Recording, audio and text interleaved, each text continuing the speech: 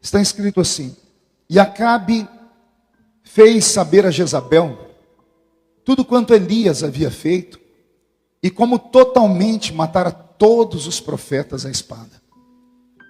E então Jezabel mandou um mensageiro a Elias a dizer-lhe: assim me façam os deuses, e outro tanto, se de certo amanhã a estas horas não puser a tua vida como a vida de um deles. O que vendo, ele se levantou para escapar com a sua vida, se foi e veio a Berseba, que é de Judá, e deixou ali o seu moço. E ele se foi ao deserto, caminho de um dia, e veio e se assentou debaixo de um zimbro, e pediu no seu ânimo a morte. E disse: já basta, ó Senhor, toma agora a minha vida, pois eu não sou melhor do que os meus pais. Deitou-se e dormiu debaixo de um zimbro, e eis então que um anjo tocou e lhe disse: levanta-te, Elias, come. E olhou, e eis que à sua cabeceira estava um pão cozido sobre as brasas, e uma botija de água. Comeu, bebeu, e tornou-se a deitar. E o anjo do Senhor tocou em Elias a segunda vez, e disse: levanta-te, come, porque muito comprido te será o caminho. Levantou-se, pois, Elias, comeu, bebeu, e com a força daquela comida, caminhou 40 dias e 40 noites, até o Horebe, até o monte de Deus. E ali entrou Elias numa caverna, e passou ali a noite. E eis que veio a palavra do Senhor, e lhe disse: que fazes aqui, Elias? E ele disse: tenho sido zeloso pelo Senhor dos exércitos, porque os filhos de Israel deixaram o teu concerto, derribaram os altares e mataram os teus profetas à espada. Só eu fiquei, e busco a minha vida para me tirarem.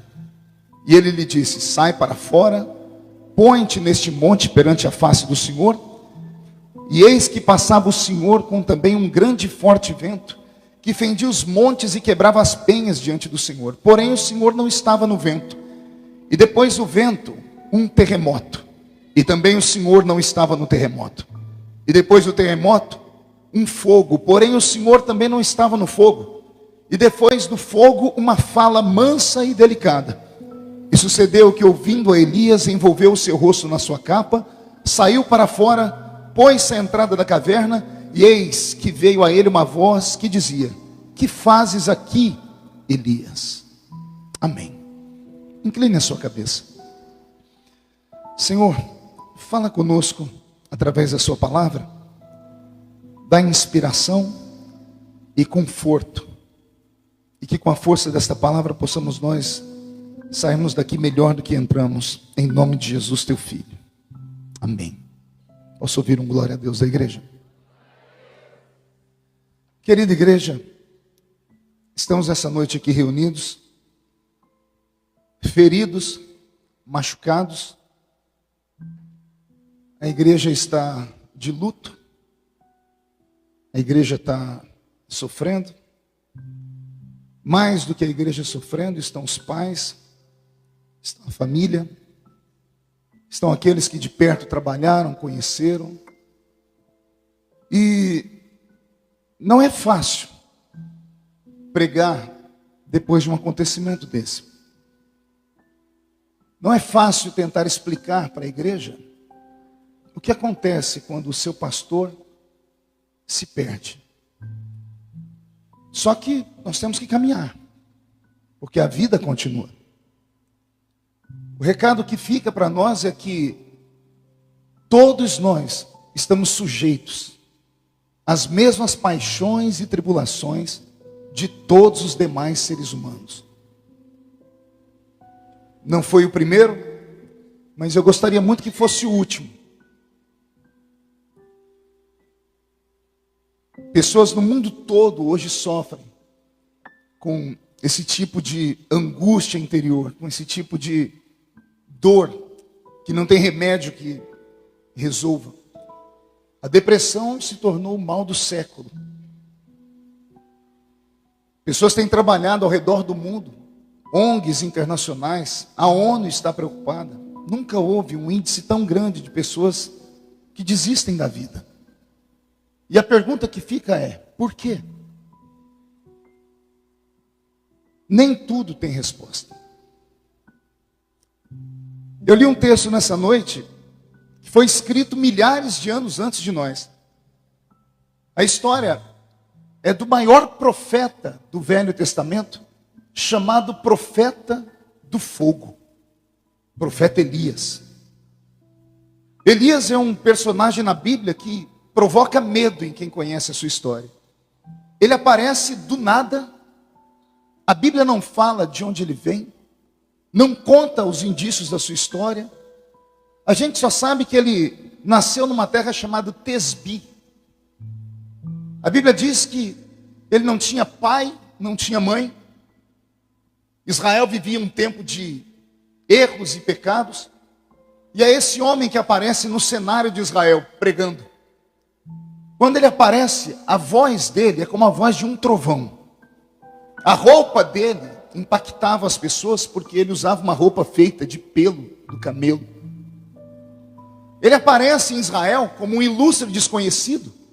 E ele dá um grito no centro da cidade dizendo assim: segundo a minha palavra, não vai chover mais aqui. Nenhum profeta da Bíblia antes e nenhum depois profetizou desse jeito. Todos os profetas que tinham juízo apareciam e falavam assim: assim diz o Senhor, segundo a palavra do Senhor. É o Senhor que me manda dizer, vai acontecer isso, vai acontecer aquilo. Elias não. Ele entra no cenário de Israel e ele grita sozinho, segundo a minha palavra. Ele não disse segundo a palavra de Deus. Ele não disse Deus me mandou aqui. Ele tinha, como diz a molecada de hoje, papo reto. Não era politicamente correto. Não era um profeta tradicional.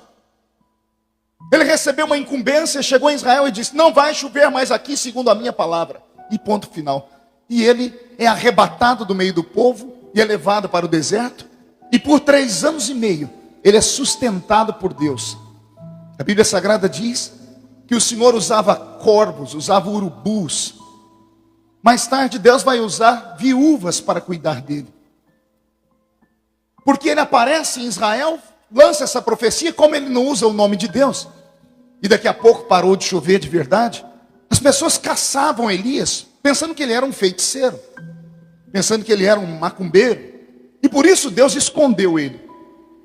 Passados 3 anos e meio de luta, houve choro em Israel, houve arrependimento, houve busca, não de todos, mas o coração de alguns se curvou diante de Deus. E Elias aparece de novo no cenário de Israel. Se você esqueceu, se inscreve no canal aí embaixo, tem um botão vermelho, clica aí inscrever-se. Orando para que chuva desça do céu. Porém, antes disso, ele lança um desafio. O desafio mais terrível da Bíblia Sagrada. Ele desafia todos os falsos profetas que haviam naquela terra para virem a um duelo. Não era duelo de revólver, de espada. Era um duelo de joelhos. Duelo de oração. Ele desafiou os profetas de Baal. Eram 400 profetas de Baal. Baal era um ídolo, um poste ídolo, um deus de pedra que tinha olhos e não via, ouvidos e não via, boca e não falava, pés e não caminhava. E era o ídolo da mulher do rei de Israel. Elias manda chamar esses profetas de Baal para um duelo. E os profetas de Baal ficaram com medo de Elias, ao ponto de não virem sozinhos. Eles trouxeram mais 450 profetas de Azera, que era um outro poste ídolo, um outro deus.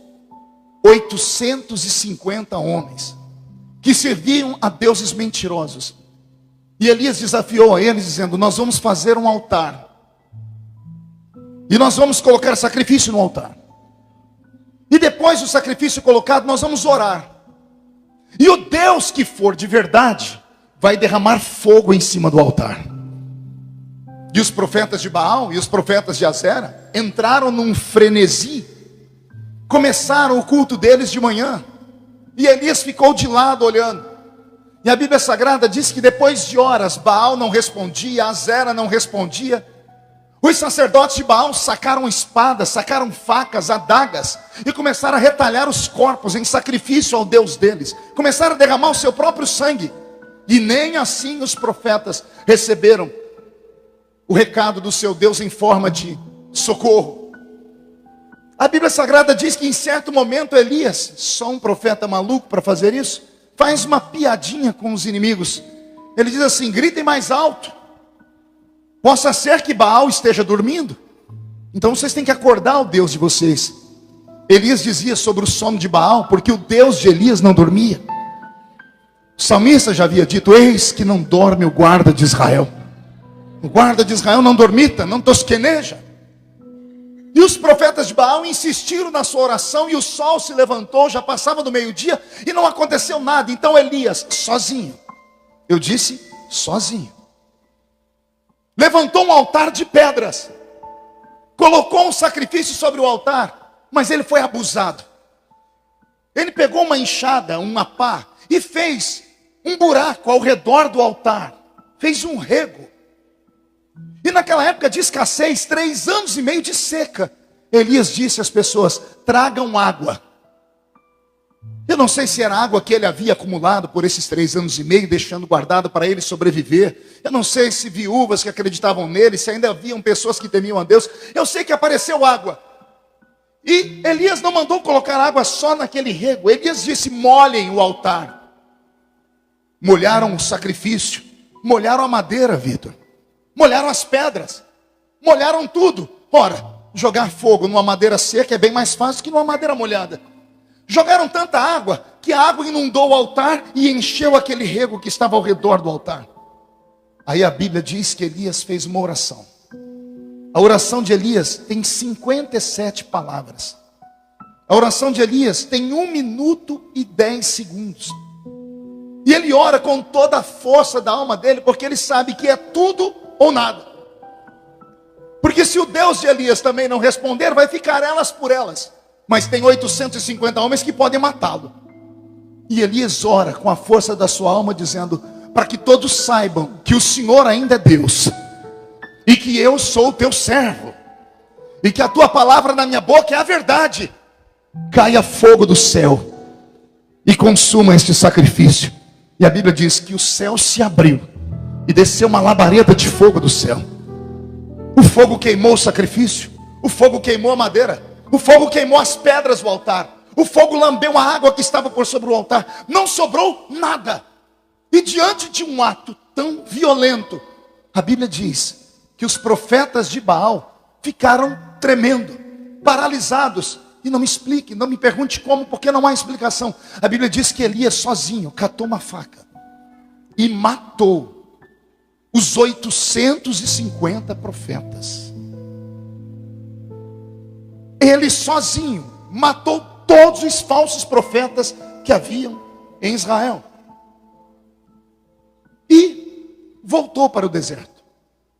Eu fico imaginando o que acontece com um homem de Deus, com alguém que serve a Deus, quando ele faz um desafio como esse e o milagre acontece.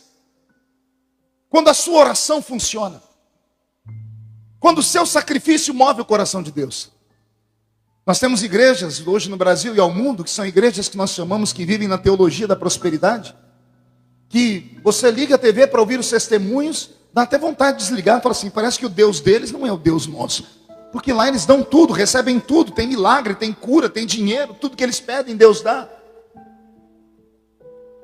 E de repente Elias está vivendo um momento desse, porque tudo que ele fala se cumpre.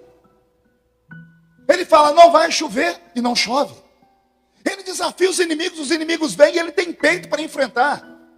Ele debocha dos inimigos, ele está com uma unção tão grande sobre a vida dele, uma confiança, a fé dele está a 1000, o tanque de combustível dele está cheio. E ele então debocha do inimigo, e depois disso ele faz: agora vou fazer eu meu altar. E aí, ao invés de ele só orar, não, ele quer mostrar que o Deus dele tem poder acima da média. Traz água que eu quero inundar isso aqui de água. Era uma maneira de rir do inimigo, de debochar do inimigo. E Deus respondeu Elias. Não bastasse Elias orar para que o céu fechasse, não bastasse Elias agora pedir a morte desses profetas, não, ver o fogo descer do céu, agora Elias recebe uma autoridade tão grande que ele mata os 850 profetas. E ele sai daquele dia como o herói de Israel. Naquele dia, Deus foi com ele. Naquele dia, o anjo do Senhor guardou ele. Naquele dia, a glória de Deus estava na boca dele. Naquele dia, o Espírito Santo usou Elias. Naquele dia, Elias se sentiu um super-homem. Naquele dia, eu tenho certeza que ele foi para casa dizendo assim: tu existe, tu vive, tu é Deus, eu te amo, eu te glorifico. Foi por isso que o Senhor me chamou, eu acredito em ti. Naquele dia, se entrasse o diabo na frente de Elias, ele agarraria o diabo pelo chifre, esfregaria a cara do diabo no chão. No dia seguinte, chegou um mensageiro para Elias. Elias acordou e disse: o que está acontecendo? E o mensageiro disse: a mulher do rei mandou um recado para você. E qual o recado que ela mandou?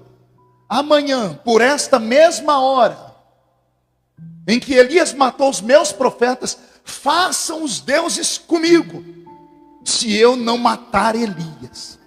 Se amanhã por esta hora a cabeça dele não estiver na minha mão. Ela não mandou soldados atrás de Elias. Não saiu 1 milhão de homens contra ele. Bastou apenas uma ameaça. Eu disse uma? Não ouvi. Uma ameaça. E o homem que passou a noite dormindo, achando que era um super-herói, sentiu uma agonia, irmão Jonas. Sentiu um medo. Sentiu uma dor. Sentiu um abandono. Sentiu uma solidão. Sentiu uma opressão maligna. Sentiu uma depressão tão grande que ele se afastou e disse assim: Deus, eu não quero mais viver. Eu não quero mais viver. Esse homem que não quer mais viver se esconde no meio do deserto e vai procurar uma caverna para se esconder. Ele entra dentro da caverna e lá no meio do breu, da escuridão, diz: Deus, eu não quero mais viver. Ele dorme. Deus manda um anjo. O anjo vem, põe comida na mão dele. Ele come a comida, mas ele está tão depressivo que ele dorme de novo. Beliscou a comida, bebeu a água e dormiu, sem vontade de viver. Aí a Bíblia diz que o anjo veio, cutucou Elias e disse: Elias, calma, não chegou a sua hora ainda. Você tem que comer e beber, porque a tua caminhada ainda é longa. Você só vai poder ir quando se levantar outro para ficar no seu lugar. Elias levantou, caminhou por um tempo, e mais tarde ele vai preparar alguém para ficar no lugar dele. Eu estou contando a história do mesmo homem, que num dia, ora e o fogo desce, e no outro dia, ele quer morrer. Num dia ele tem força para matar os inimigos, para orar, para fazer orações de fogo. E no outro dia, ele se esconde dentro de uma caverna. A Bíblia Sagrada diz: assim como Elias foi sujeito a todas as paixões, nós também estamos. O que é a depressão? O que faz uma pessoa ficar depressiva? Existe 1 milhão de coisas. Mas a pessoa depressiva, ela se sente um fardo na vida da família. Ela sorri por fora e chora por dentro. Ela se isola.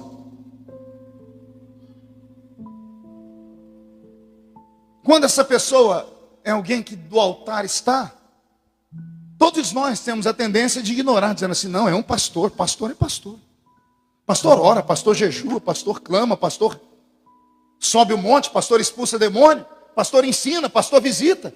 Sim, pastor faz tudo isso. Mas pastor também é gente.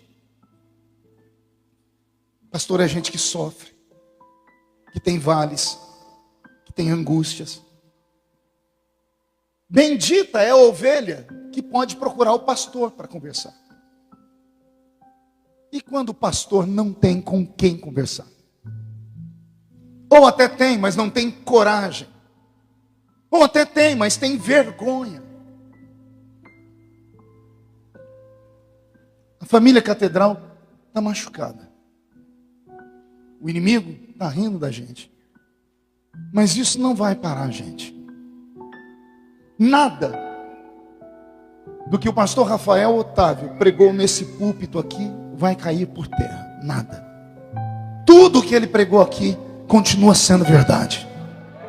Tudo, todas as palavras, ipsis literis. Um ato não macula e não apaga a vida inteira de uma pessoa. Um ato de desespero, de tribulação, de dor. Todos nós sabemos que ele estava enfermo. Um ato não apaga tudo que passa pela vida de alguém. Pastor, e agora? Agora é a gente levantar a cabeça, colocarmos os ombros debaixo dos ombros dos pastores da igreja, do pastor Valdeci, da pastora Zela, da pastora Aline, e caminharmos. Agora que a igreja precisa ser igreja de verdade. A catedral é a igreja que entende você. Nós podemos não aceitar, mas nós entendemos o sofrimento das pessoas. Nós podemos não aceitar os erros, mas nós compreendemos que o ser humano é fraco, é falho, e nós vivemos uma vida para o próximo. E nessa noite, todos nós, ao sairmos por aquela porta, olhemos para o exemplo do que aconteceu com a vida do pastor Rafael e tomemos pelo menos o melhor de tudo que aconteceu durante a vida dele conosco aqui. Seus sorrisos, suas boas palavras, suas piadas, sua maneira de ser, seu jeito, sua inteligência, sua capacidade. Memorize isso. E saiba que eu tenho certeza de que um dia nós vamos nos encontrar de novo. Pastor, como assim? Tenho certeza, porque a Bíblia diz na boca do apóstolo São Paulo: nada me separa do amor de Cristo, nem a morte, nem a vida. Paulo está dizendo que nem a morte separa ele de Cristo. Não me importa o que foi, não me importa como foi. Existem coisas que só Deus pode revelar. Existem coisas que só a eternidade pode revelar. Eu creio que uma pessoa que está fora de si, ela não tem controle sobre a sua existência, ela também não pode pagar por aquilo que ela não tem controle. Eu tenho certeza de que o pastor Rafael está num lugar melhor do que nós agora, pastor Roseli. Eu tenho certeza. Não me importa como a gente sai dessa vida. Sei que muitos crentes ficam procurando respostas. Não há respostas para tudo na Bíblia. Você sabia disso? Me mostre na Bíblia o pecado de fumar. Não há. Existem coisas na Bíblia que ela se silencia.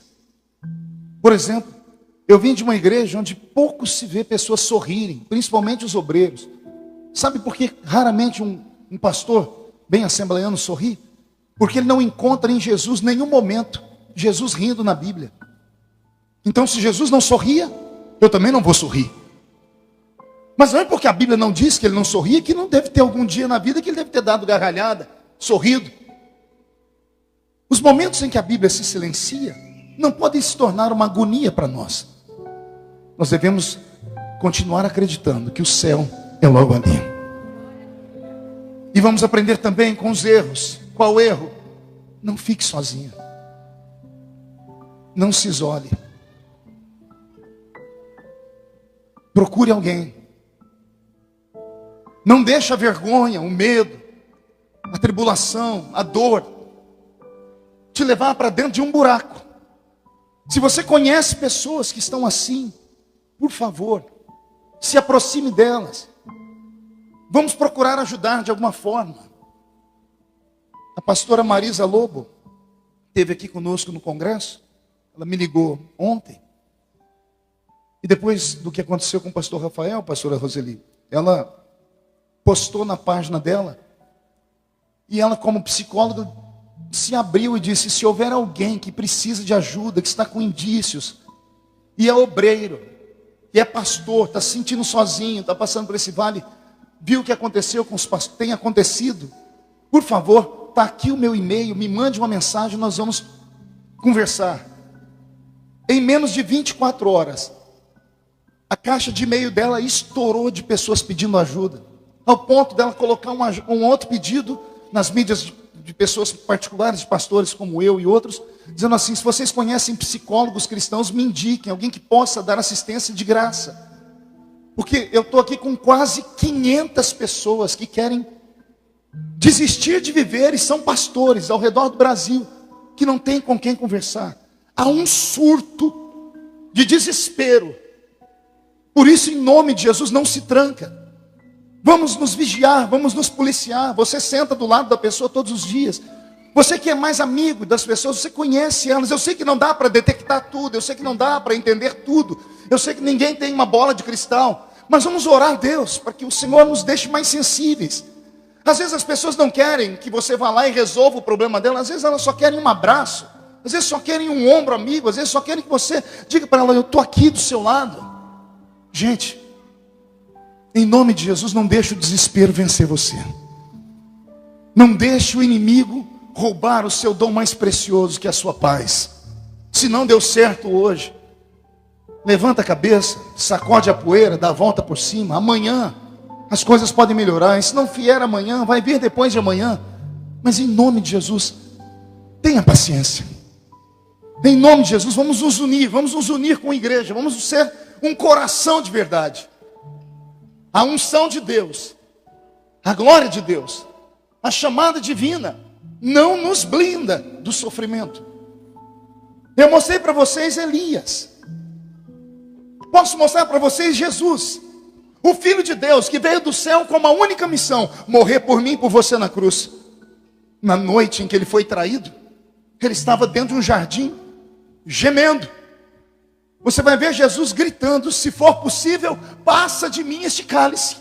O que é isso senão a fraqueza humana? O que é isso senão a angústia humana? Você vai encontrar na Bíblia o profeta Jeremias implorando a Deus a morte, porque ele teve uma morte muito lenta.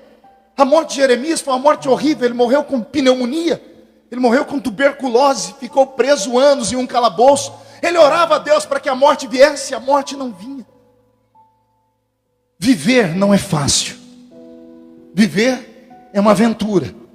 Viver com Jesus não é fácil. Imagina viver sem Jesus. Quantas vezes vocês me viram pregar aqui, quando nós somos atacados pela mídia social ou pela imprensa, quando ficamos sabendo que um ator se matou, uma atriz se matou, aí vem as pessoas e começam a tentar achar um problema. Não, o problema foi dinheiro, o problema é isso, o problema é doença. Não, não é isso. Esses são indícios de problemas. O problema está dentro da pessoa. Porque tem pessoas que não têm o que comer e morrem, mas morrem de fome. Não vão lá e se matam. Isso é de pessoa para pessoa. Então não tente procurar culpados. Eu disse essa palavra no dia do velório, porque eu vim de Brasília orando. Foi Deus, eu fiquei em choque. E o Senhor me deu duas palavras. O Senhor disse: não há culpa e não há condenação, só há dor. Só que a dor passa, a dor ameniza. Hoje nós estamos aqui, coração partido. O tempo vai passar, essa dor não vai nos deixar nunca, mas ela vai atenuar. Nós vamos aprender a conviver com ela. Vamos ter que lembrar das memórias, das lembranças. Vamos lembrar das lindas pregações. E vamos seguir em frente.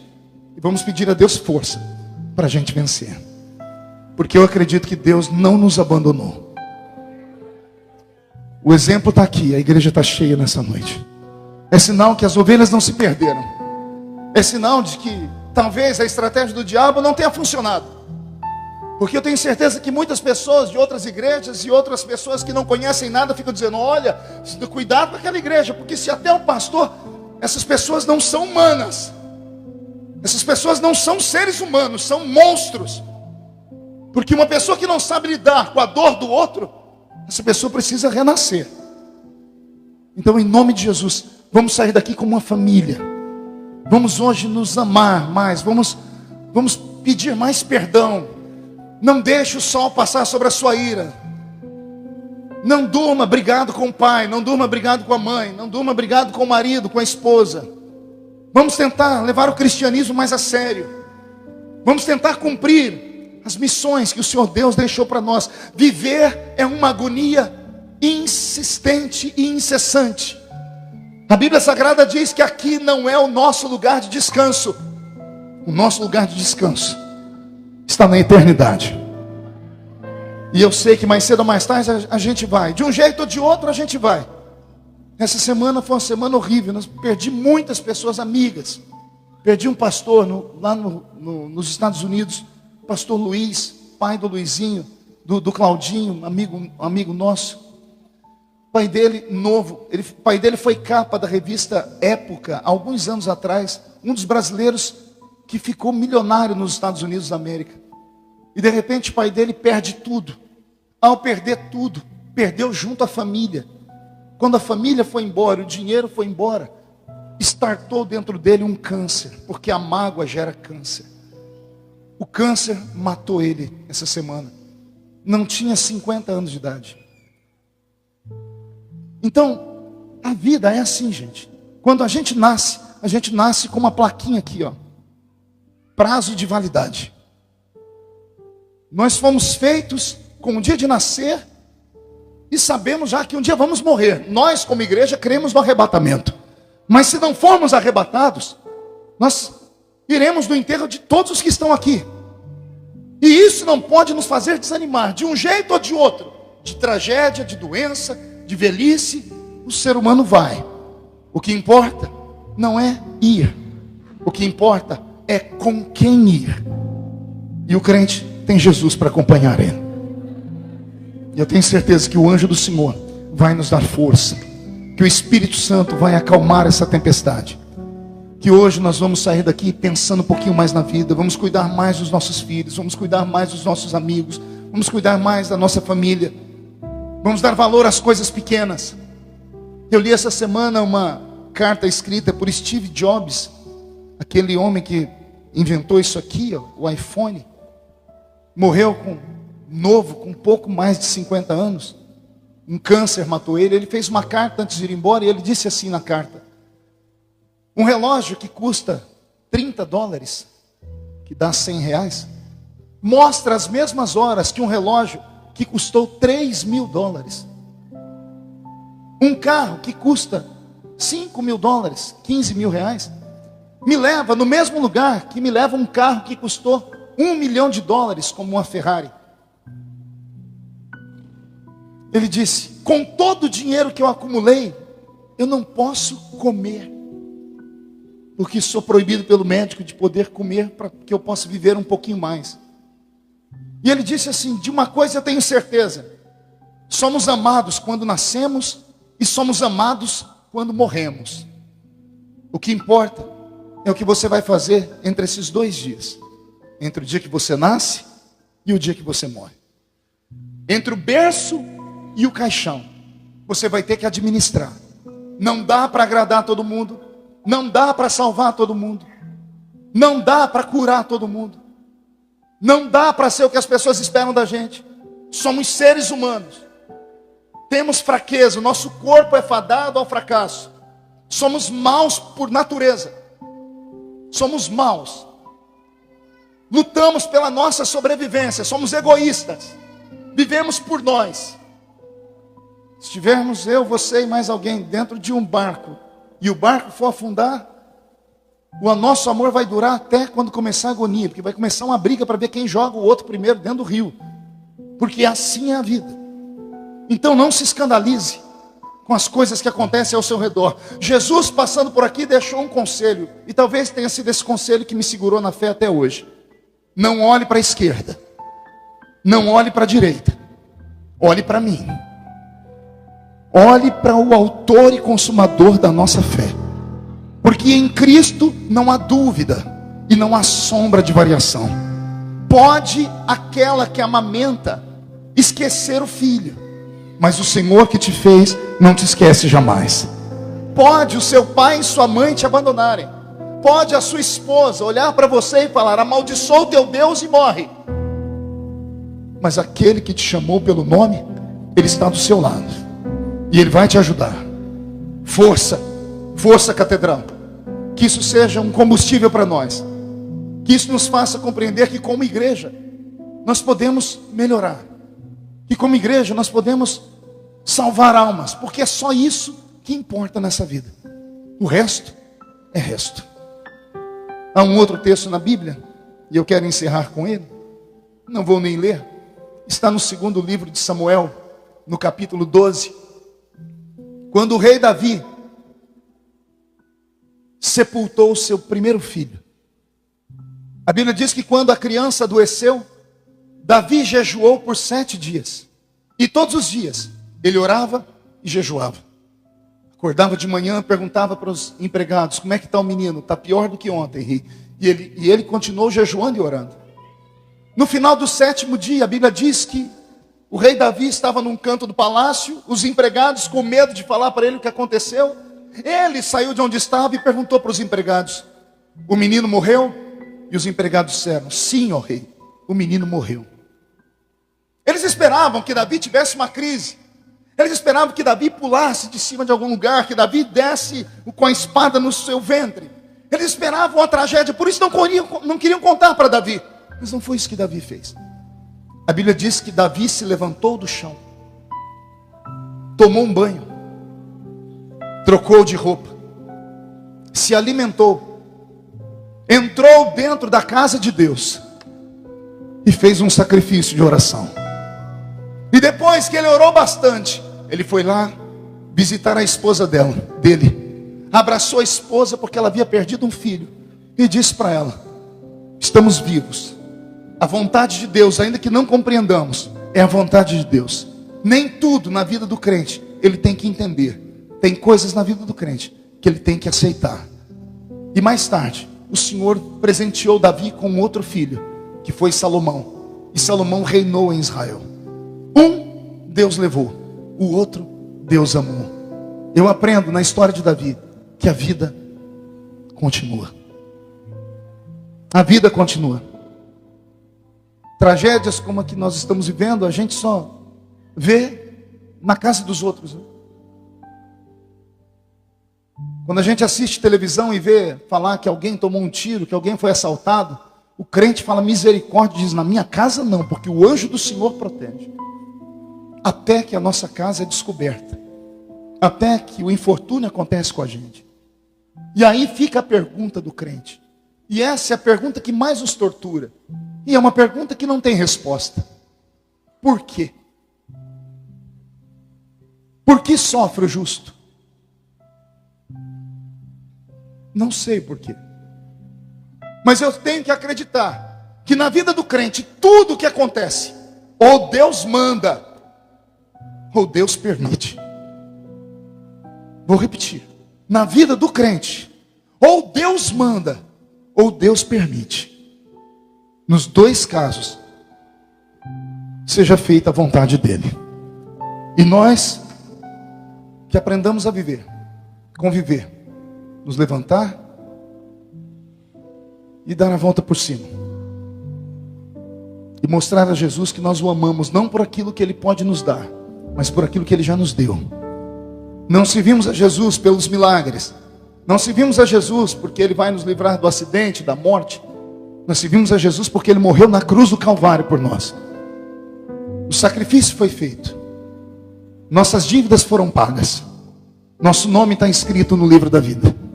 A trombeta vai tocar. Se ela não tocar para todo mundo, ela vai tocar para um de nós. Como a trombeta tocou para o pastor Rafael. Era a hora dele. Que Deus nos dê força para continuarmos firmes e aguardar o que ele tem para nós. Termino aqui enfatizando e pedindo a todos vocês, em nome de Jesus, não fiquem sozinhos. Reparta o seu fardo. Reparta a sua carga. Reparta com um amigo, reparta com o irmão, reparta com o pastor, reparta com os obreiros. Em nome de Jesus, não fique enclausurado, não fique trancado, não fique solitário. Se você conhece pessoas na sua família que têm indícios, porque existem indícios. A pessoa não faz isso da noite para o dia. Se você conhece os indícios, se você vê que a pessoa está, procure ajuda profissional. Ei, olhe para mim.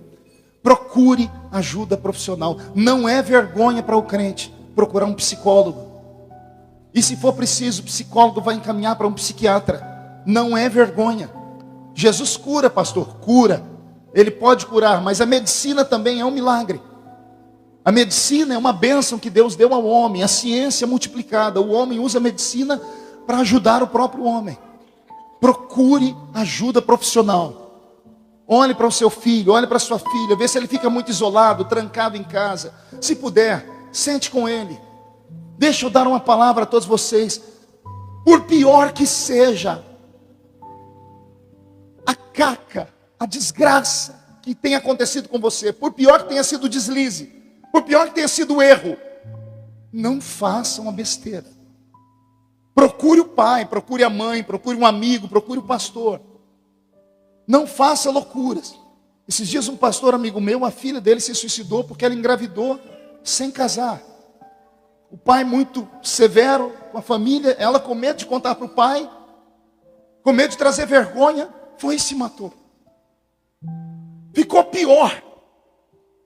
Porque agora vem a culpa sobre o pai, sobre a mãe. Então, em nome de Jesus, por favor, você que está aqui dentro, a nossa igreja prega sobre isso quase todos os dias. O sangue de Jesus Cristo purifica o homem de todo e qualquer pecado. Errar é humano. O justo cai até 7 vezes, mas de todas elas o Senhor o põe de pé. O inimigo sairá contra ti por um caminho, para te acusar dos seus pecados. Mas se o sangue de Jesus estiver sobre você, por 7 caminhos, o inimigo fugirá de ti. Se vierem 11.000 demônios de acusação sobre você, e você resistir com o sangue de Jesus, 1.000 cairá de um lado, 10.000 cairá do outro lado, e você não será atingido. Porque nada pode te separar do amor de Cristo. Nada.